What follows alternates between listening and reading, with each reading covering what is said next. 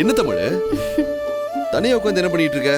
ஒன்றும் இல்லைங்க, சும்மா தான் உட்காந்துட்டு இருக்கேன். சொசைட்டி வரைக்கும் ஒரு வேலை, அதான் பேங்க்குக்கு போற பை எடுத்துட்டு போலான்னு வந்தேன். சரிங்க. குக்கர் வெடிச்சு காயப்பட்டதுக்கே அவ்வளோ பதறினாரு. இதுல கையில இருக்கிற தழும்பெல்லாம் பார்த்தா இன்னும் பயந்துருவாரே. சரி வரட்டுமா? தமிழ், நான் கிளம்பட்டுமா? ஆ, ஏன் ஒரு மாதிரியா இருக்க? ஒன்றும் இல்லைங்க. அப்புறம் சமையல் வேலையெல்லாம் எப்படி போயிட்டு இருக்கு? ஆ, நல்லா போயிட்டு இருக்கு. இங்க பார் தமிழ், நீ எம்புட்டு ருசியா சமைக்கங்கிறத விட எவ்வளவு பாதுகாப்பா சமைக்கிறங்கிறது தான் முக்கியம். புரியுதா? புரியுதுங்க. நல்லா பார்த்து கவனமா சமைக்கணும் என்ன?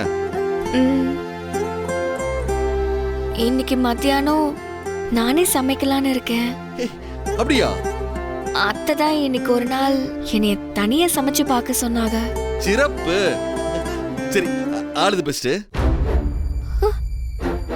ஐயோ, இப்ப நம்ம கையை கொடுத்தா கையில இருக்கிற காயெல்லாம் தெரிஞ்சிருமே. அட கைய கொடு.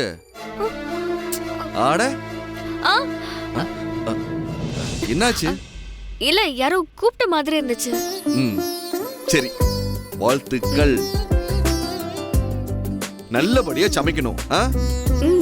சரிங்க, நான் வரேன்.